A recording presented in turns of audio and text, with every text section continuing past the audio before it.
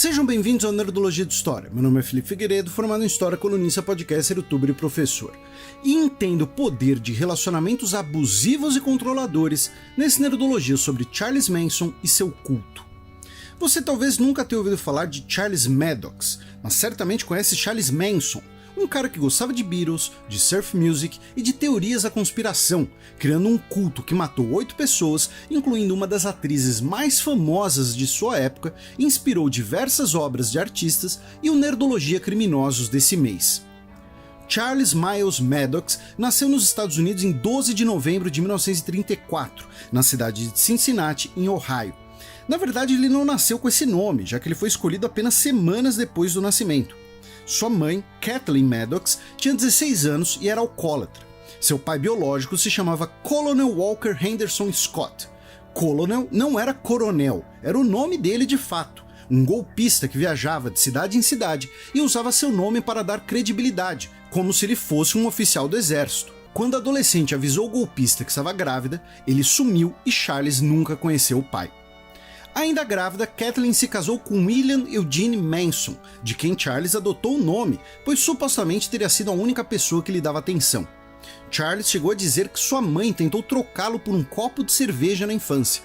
O casamento durou pouco e, quando Charles tinha 5 anos de idade, Kathleen e o irmão dela foram presos após tentarem roubar um bar, e ele foi enviado para viver com os tios.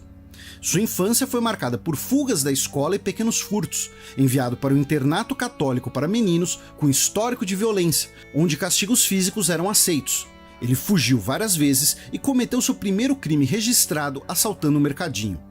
Usou o dinheiro para alugar um quarto numa pensão e arrumou um emprego, mas continuou com pequenos furtos até ser pego e, aos 15 anos, ser enviado para um reformatório.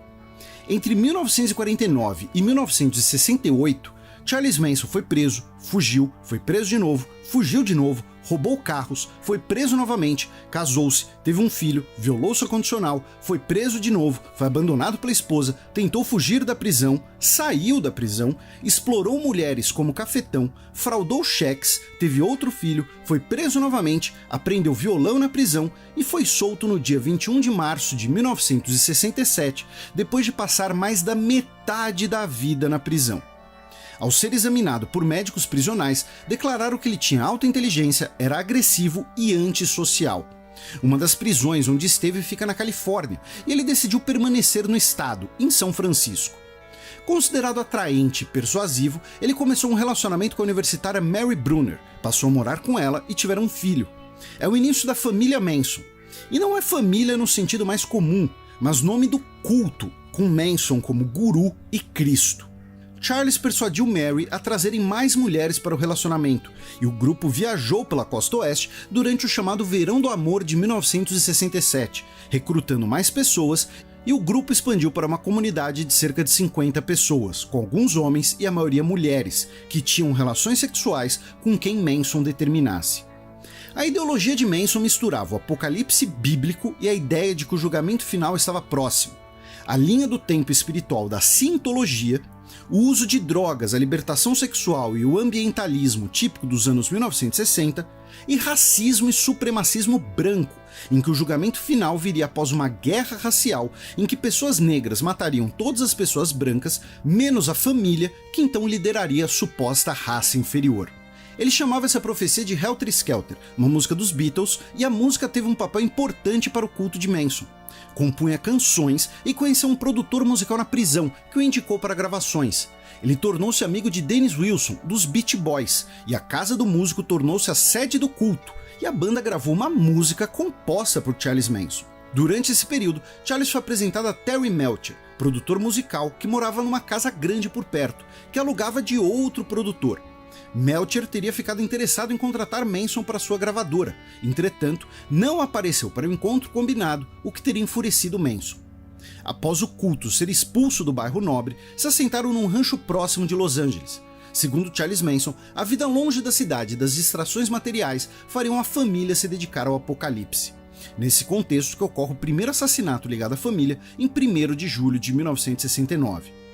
Manson ordenou que Tex Watson levantasse dinheiro para o culto. Watson roubou um traficante negro chamado Bernard Crowe, que ameaçou retaliar.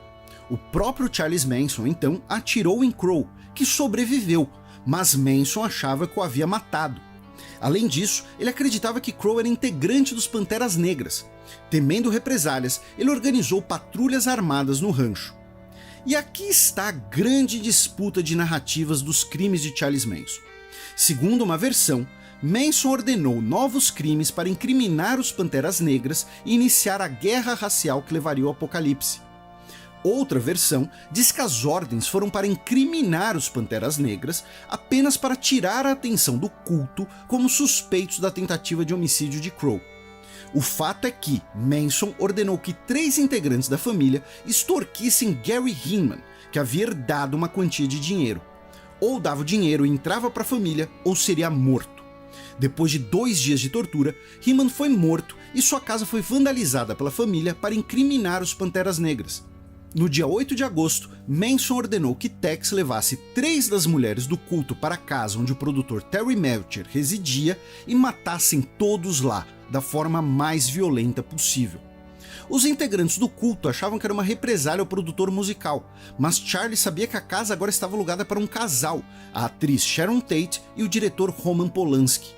No período, Polanski estava na Europa, filmando, e naquela noite, 5 pessoas estavam na casa, incluindo Sharon Tate, então grávida de 8 meses, que pediu para não ser morta e se ofereceu como refém até o momento em que o filho nascesse.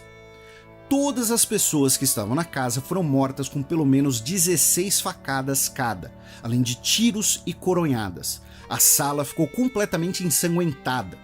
2 dias depois, Leno e Rosemary LaBianca, um casal de classe média, também foram assassinados com violência extrema. Inicialmente, os 3 crimes foram investigados de maneira separada, com o assassinato de Sharon Tate com enorme repercussão na mídia e foco dos principais esforços. Manson e 25 membros da família chegaram a ser detidos no dia 16 de agosto, numa investigação de roubos de carros na região, e foram soltos em pouco tempo.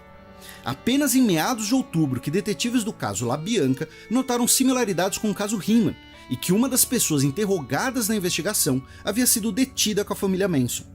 Durante a investigação, prenderam Susan Atkins, que, na prisão, falava com naturalidade de como Manson era um homem iluminado e de como eles haviam matado pessoas. Com essas informações, a polícia começou a realizar mais prisões, que foram corroboradas por evidências materiais correspondentes.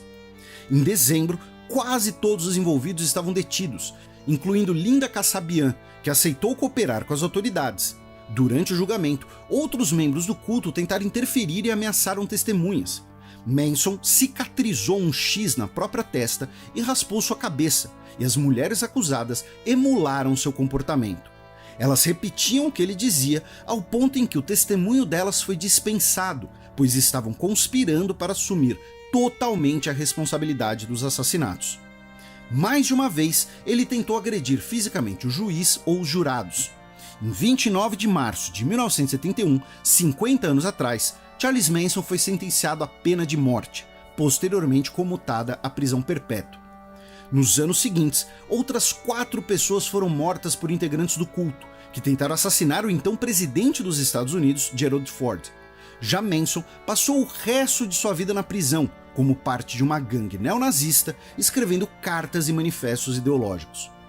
Com o tempo e a produção de livros, documentários e filmes sobre Manson e seus crimes, ele se tornou uma figura presente na cultura pop, com músicas suas gravadas por artistas como Guns N' Roses e Marilyn Manson, cujo nome artístico é diretamente inspirado pelo assassino.